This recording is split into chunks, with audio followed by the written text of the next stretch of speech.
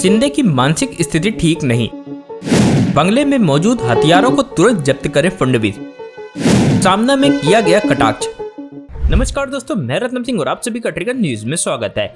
महाराष्ट्र में सियासी घमासान के बीच शिवसेना ने अपने मुखपत्र सामना के जरिए एक बार फिर बीजेपी पर निशाना साधा है। इस बार सामना के संपादकीय में लिखा गया है कि महाराष्ट्र में भाजपा ने जो किया है उससे पूरे देश में उसकी छींची हो रही है। अब तो सिर्फ मेहुल चौकसी, नीरव मोदी, विजय माल्या को ही अपनी पार्टी में शामिल कराकर उन्हें पद देना बाकी रह गया है। इन तीनों में से एक को पार्टी का राष्ट्रीय कोषाध्यक्ष, दूसरे को नीति आयोग और तीसरे को देश के रिजर्व बैंक का गवर्नर नियुक्त किया जाना चाहिए, क्योंकि भ्रष्टाचार, लूटमार, नैतिकता अब उनके लिए कोई मुद्दा ही नहीं रह गया है। सामना में लिखा गया कि सिंचाई घोटाले के चलते अजीत पवार को चक्की पीसने के आरोप में जेल जाना पड़ेगा, ऐसा देवेंद्र फडणवीस बार बार बोल रहे थे। लेकिन उन्हीं अजीत पवार ने फडणवीस की मौजूदगी में उप मुख्यमंत्री पद की शपथ ली और सोमवार को यही चक्की पीसेंगे फडणवीस के सागर बंगले में बैठकर अपने गुट के लिए विभागों का बंटवारा कर रहे थे।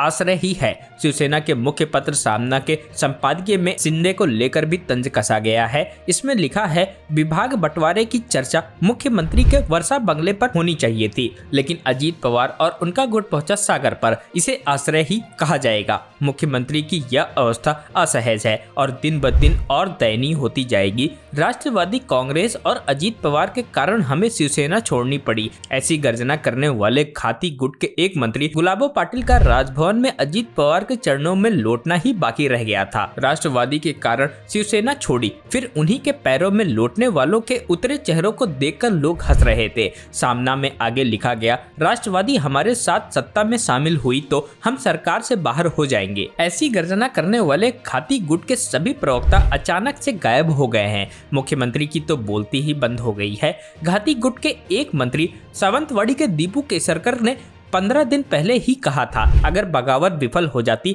तो शिंदे ने अपने ही सिर पर पिस्टल चला ली होती। उस समय उनकी मानसिक अवस्था बहुत ही खराब थी, लेकिन अजीत पवार के शपथ ग्रहण के बाद मुख्यमंत्री की मानसिक स्थिति सूरत और गुवाहाटी से भी ज्यादा ही खराब हो गई होगी। इसीलिए गृह मंत्री फडणवीस को वर्षा बंगले के सभी हथियार तुरंत सरकार के पास जमा करा लेने चाहिए। सामना में देवेंद्र फडणवीस पर भी चुटकी ली गई है और कहा गया है कि अब वो किसे चक्की पीसने जेल भेजने वाले हैं। इसमें लिखा है, श्रीमान फडणवीस की भी स्थिति इससे अलग नहीं है। अजीत पवार, हसन मुश्रीफ, भुजबल, प्रफुल्ल पटेल, इन सभी के उनके तंबू में सम्मान पूर्वक प्रवेश करने से अब वे चक्की पीसने के लिए किसे भेजने वाले हैं? मुलंड के पोपटलाल, अंजलि बाई दामनिया अब क्या करें? भुजबल के विरुद्ध क्या कम अभियान चलाया था? सिंचाई घोटाले के ही गाड़ी भर सबूतों को लेकर फडणवीस बैलगाड़ी पर सवार हुए थे। उन्होंने तो जेल में नवाब मलिक के बगल वाली कोठरी इन सभी के लिए आरक्षित ही कर रखी थी। अब फडणवीस क्या करेंगे? सागर बंगले पर इस मंडली के साथ कूल्हे से कूल्हा मिलाकर विभागों का बंटवारा करने की नौबत मोदी शाह ने उन पर लाद दी।